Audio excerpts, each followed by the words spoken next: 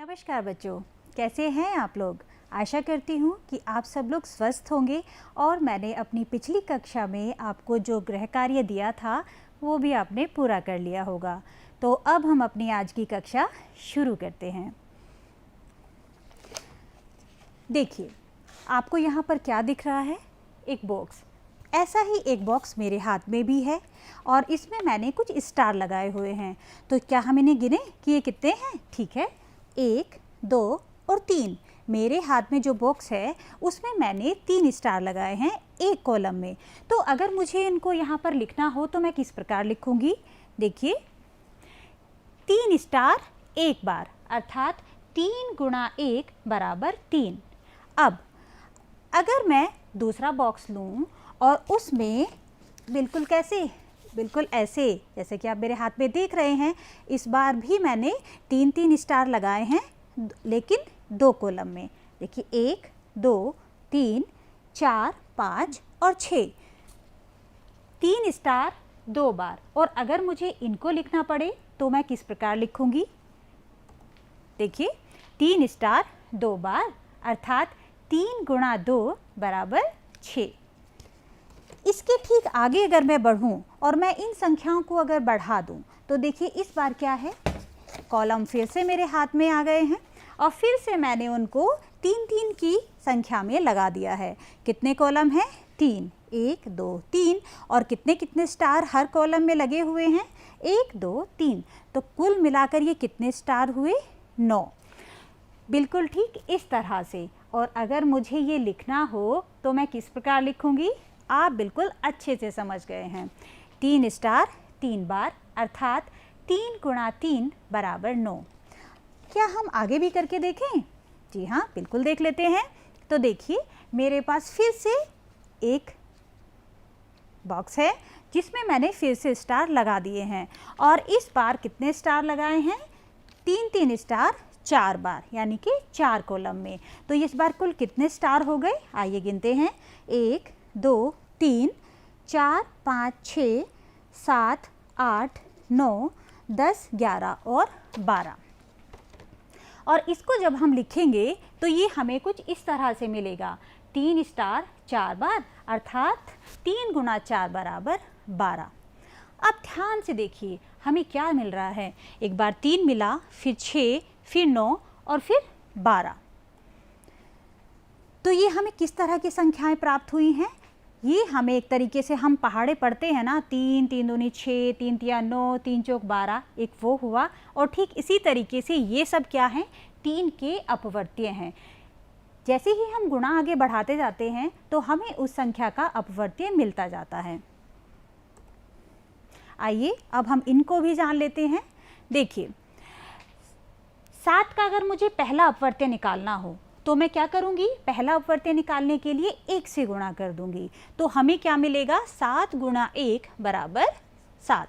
ये हमें पहला अपवर्त्य मिल जाएगा। अब अगर हमें 7 का दूसरा अपवर्त्य निकालना हो तो क्या करेंगे?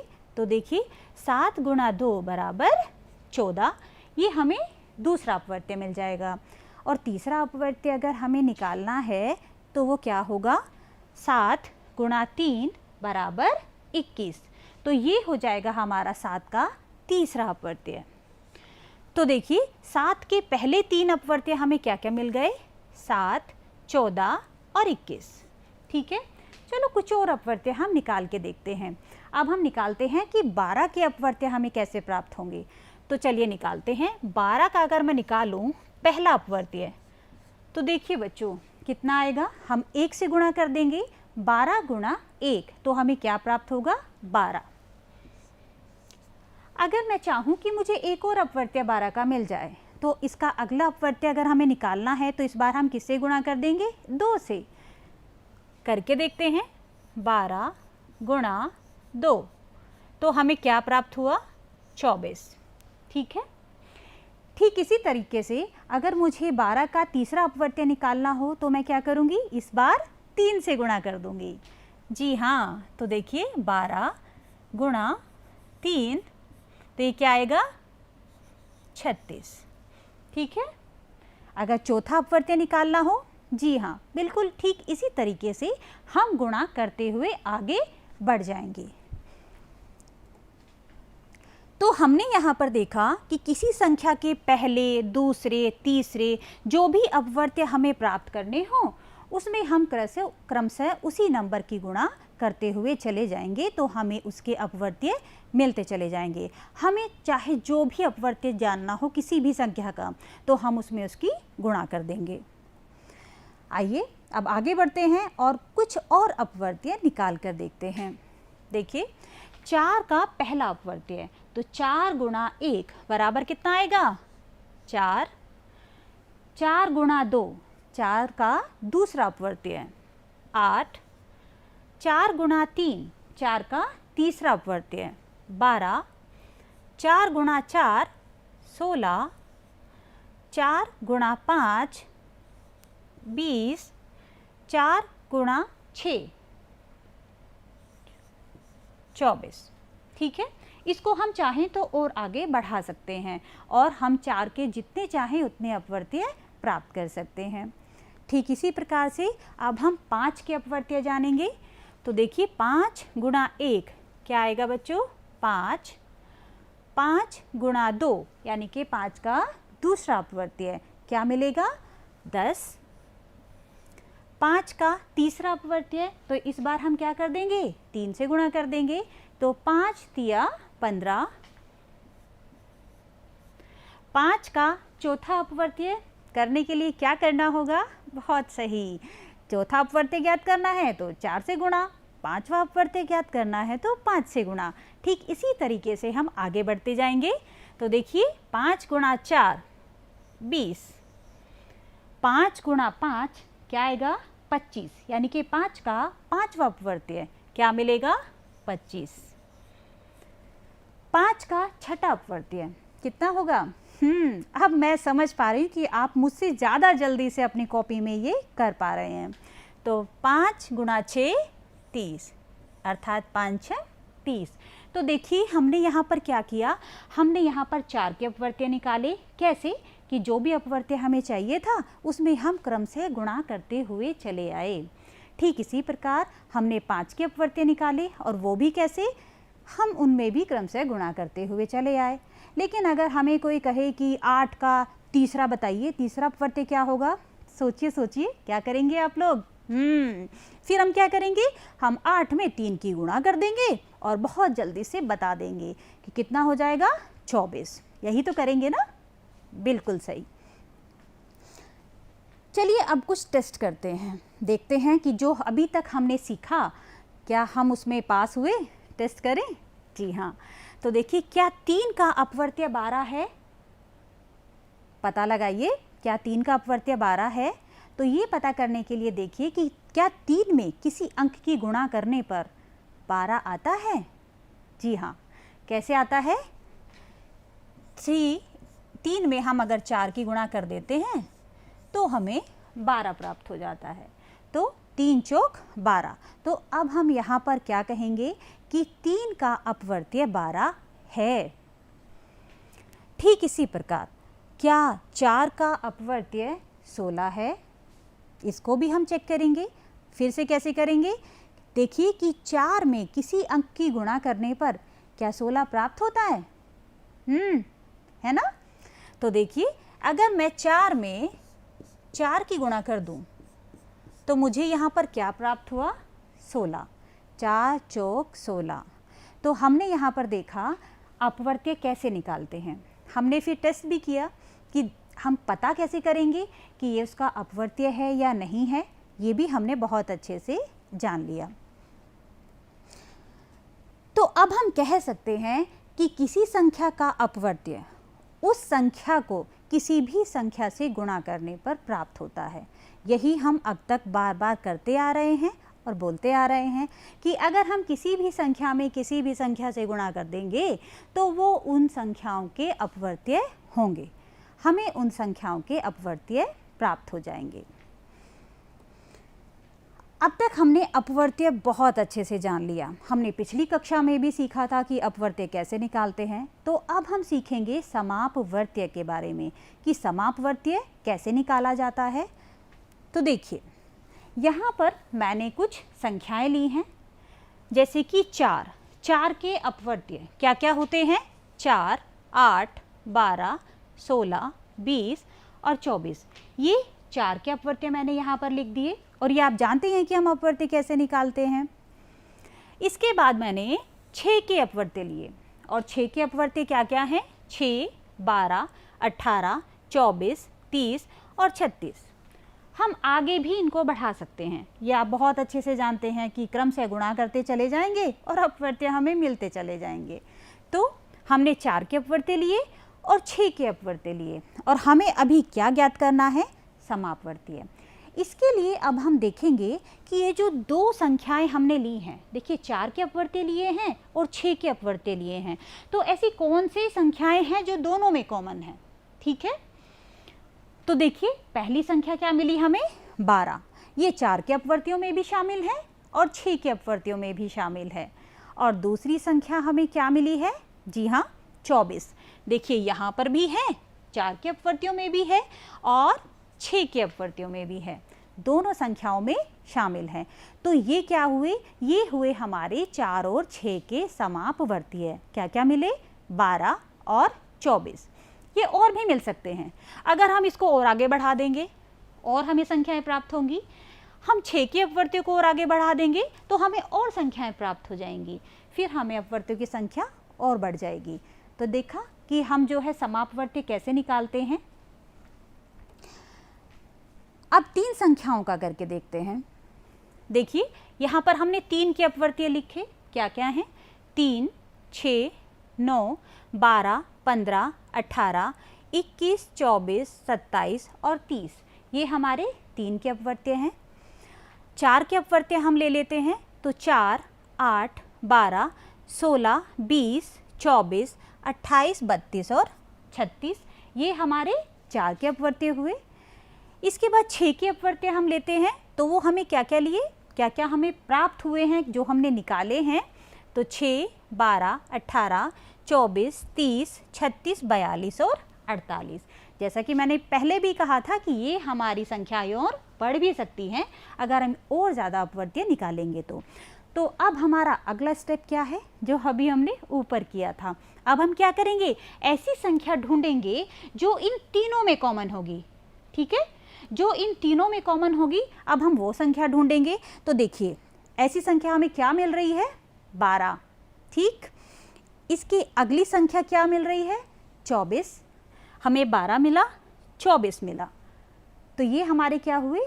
समापवर्त्य हुए, क्योंकि ये इन सब में समान हैं, एक जैसे हैं। जैसा कि हमें देखिए नाम से भी पता चल रहा है, हम क्या जानने की कोशिश कर रहे हैं, क्या निकालना सीख रहे हैं? समापवर्त्य। और अगर मैं इसकी संधि करूं तो वो क्या होगी? सम जमा अपवर्त्य, अर्थात वो अपवर्त्य जो सब में समान हो, वो हमारे क्या कहलाते हैं? समापवर्त्य। तो ऐसे अपवर्त्य जो दी हुई सभी संख्याओं में होते हैं और उनके अपवर्त्यों में शामिल हों, तो ऐसी दी हुई संख्याओं के समापवर्त्य कहलाते हैं। ठीक है, हमने यहाँ तक जाना अपवर्त्य कैसे निकालते हैं, समापवर्त्य कैसे निकालते हैं। अब हमारी अगली कड़ी, और अब हम क्या निकालेंगे? लघुत्तम समापवर्त्य। क्या निकालेंगे बच्चों? लघुत्तम समापवर्त्य। और मुझे पूरा विश्वास है कि आप लोग बहुत अच्छे से देख रहे हैं और सुन रहे हैं और आज आप ये सारी चीज़ें ज़रूर सीख जाएंगे। तो चलिए देखते हैं। सबसे पहले मैंने क्या किया, यहाँ पर 3 के अपवर्त्य लिखे। क्या क्या मिले? 3, 6, 9, 12, 15, 18, 21, 24, 27 और 30। ये हुए हमारे 3 के अपवर्त्य। इसके बाद हमने लिया 4 के अपवर्त्य। तो देखिए 4 के अपवर्त्य हमें क्या मिले? 4, 8, 12, 16, 20, 24, 28, 32 और 36। ये हमारे 4 के अपवर्त्य हैं। इसके बाद हम एक और अपवर्त्य लेते हैं 6 के। तो देखिए जब अगर हम 6 के अपवर्त्य ले रहे हैं तो हमें क्या क्या प्राप्त होगा? 6, 12, 18, 24, 30, 36, 42 और 48। हमने 3 संख्याएं ली, तीनों संख्याओं के अपवर्त्य लिख लिए। अब इसके बाद अगला स्टेप क्या होगा? हाँ, अगला स्टेप होगा हमारा तीनों संख्याओं में समान संख्याएं ढूंढना। तो देखिए 12 मुझे यहाँ दिख रहा है, इसके बाद यहाँ भी 12 है और इसके बाद 6 के अपवर्तियों में भी 12 है। तीनों संख्याओं में 12 उपस्थित है। ठीक है, कोई और संख्या ढूंढते हैं। तो देखिए 24 भी हमारा तीनों संख्याओं में उपस्थित है।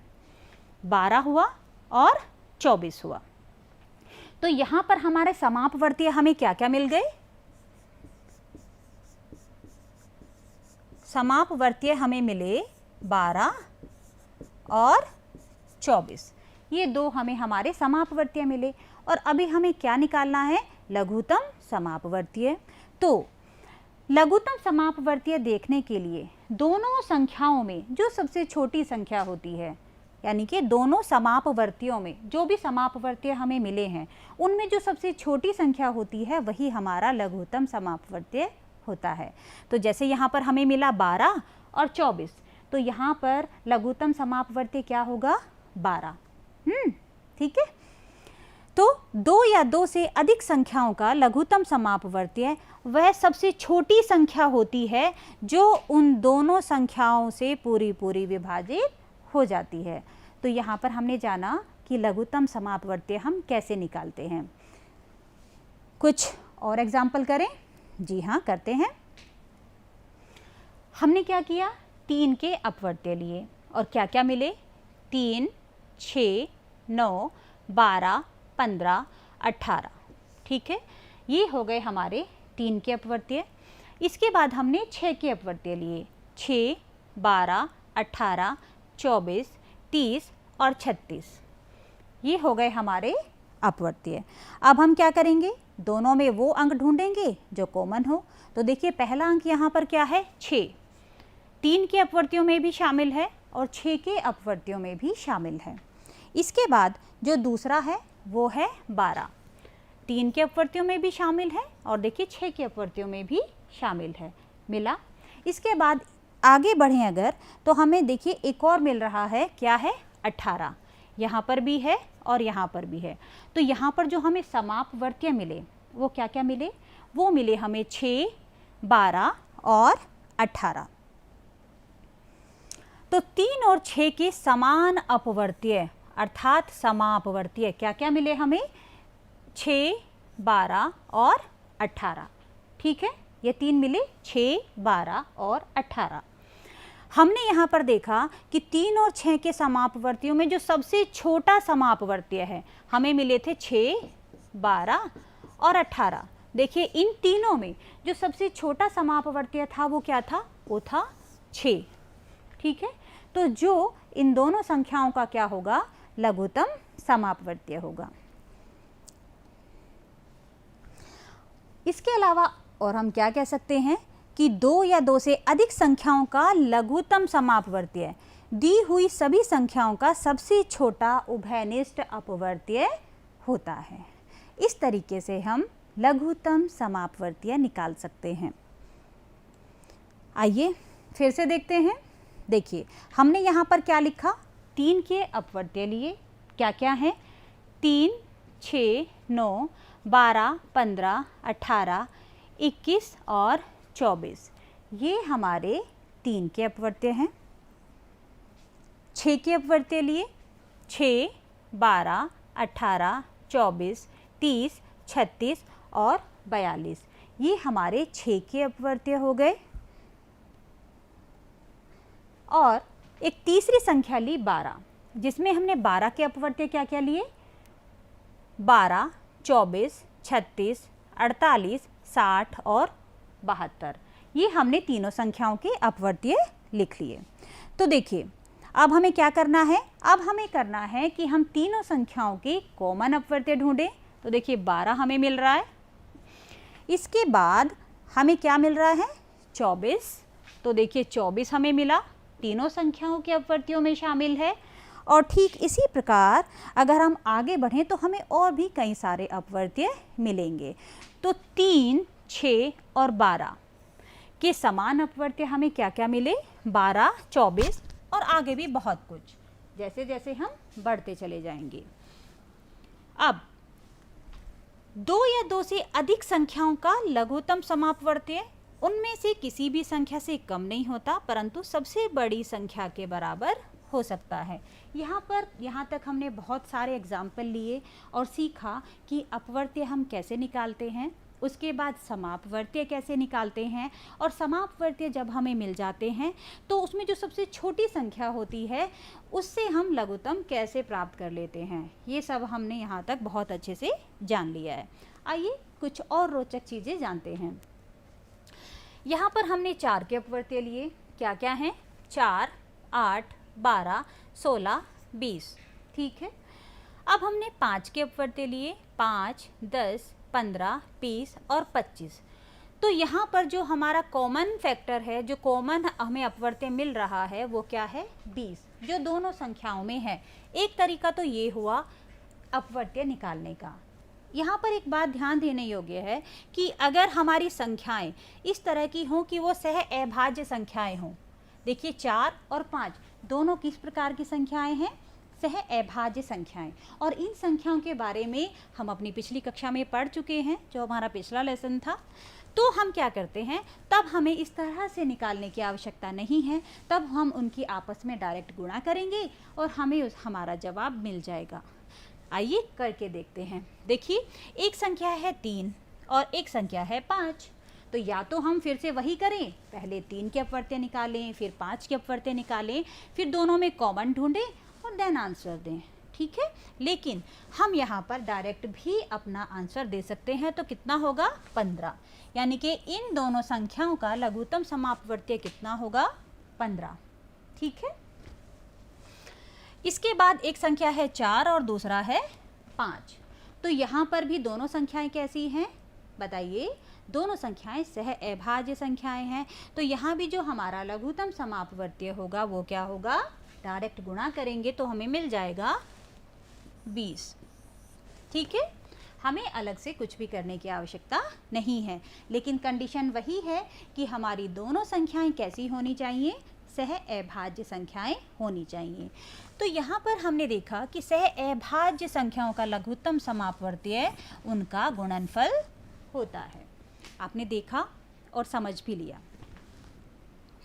आइए अब हम अपने निष्कर्ष पर पहुँचें कि आज हमने क्या क्या किया, क्या क्या जाना।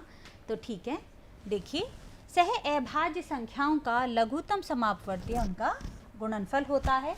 हमने ठीक अभी यही पढ़ा। प्रत्येक संख्या का अपवर्त्य दी हुई संख्या से बड़ा या उसके बराबर हो सकता है। आज हमने जो सीखा है कि किसी भी संख्या का अपवर्त्य ज्ञात करना, ये हमने सीखा। 2 या 2 से अधिक संख्याओं का गुणनफल उन संख्याओं का अपवर्त्य होता है। प्रत्येक संख्या का अपवर्त्य दी हुई संख्या से बड़ा या संख्या के बराबर हो सकता है। और दी हुई 2 या 3 संख्याओं का लघुत्तम समापवर्त्य ज्ञात करना, ये हमने आज की अपनी पूरी कक्षा में जाना है। बच्चों यहाँ पर मैंने आपके लिए कुछ छोटे छोटे प्रश्न रखे हैं जिनको आप घर पर करेंगे। जैसे कि वह छोटी से छोटी संख्या ज्ञात करो जो 2, 3 और 4 से पूरी विभाजित हो जाए। तो आप क्या करेंगे? तीनों संख्याओं का लघुत्तम समापवर्त्य ज्ञात करेंगे और बता देंगे। वही हमारी वो छोटी से छोटी संख्या होगी। इसके बाद में 2, 3 और 5 का लघुत्तम समापवर्त्य निकालकर उनके 3 अपवर्त्य लिखिए। देखिए यहाँ पर छोटा सा ट्विस्ट है। आप लोग क्या करेंगे? सबसे पहले आप इन तीनों संख्याओं का लघुत्तम समापवर्त्य निकालेंगे। जब आपको आपका लघुत्तम समापवर्त्य मिल जाएगा तो जो भी आपकी संख्या आपको प्राप्त होगी उसका आप अपवर्त्य निकालेंगे। और कितने अपवर्त्य निकालेंगे? 3 अपवर्त्य आप निकालेंगे। इसके बाद जो अगला है वो है 7 के पहले 3 अपवर्त्य लिखिए। इस सब के अलावा आपकी पाठ्य पुस्तक की पृष्ठ संख्या 74 पर भी कई सारे प्रश्न दिए गए हैं जो बहुत ही अच्छे और रोचक हैं। और मुझे पूरी उम्मीद है कि आज की पूरी कक्षा आपने जो ली है, जो देखा, जो सीखा, उसके बाद आप पूरा अपना ये गृह कार्य पूरा कर पाएंगे।